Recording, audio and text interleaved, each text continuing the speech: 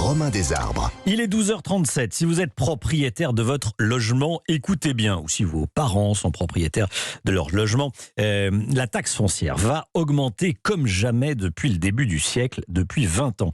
Une flambée qui devrait impacter d'autres impôts qui intègrent la valeur locative dans leur calcul. Carole Ferry, expliquez-nous.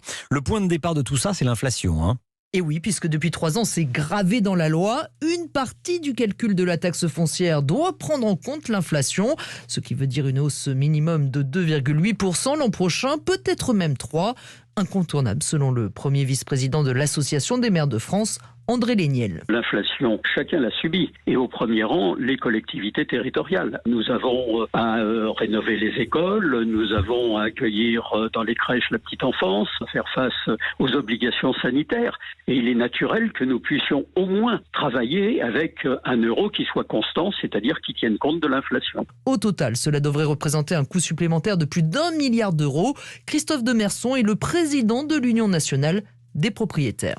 Avec la suppression de la taxe d'habitation, maintenant il faut trouver des fonds, dépouiller une fois de plus les propriétaires, mais ça ne va pas monter seulement de l'inflation, je vous le garantis. Les Français peuvent commencer à faire des économies parce que la facture va être douloureuse. Une hausse qui sera appliquée lors de la prochaine taxe foncière, ce sera en octobre 2022. Voilà, vous avez entendu, si vous payez la taxe foncière, il faut commencer dès maintenant à faire des économies.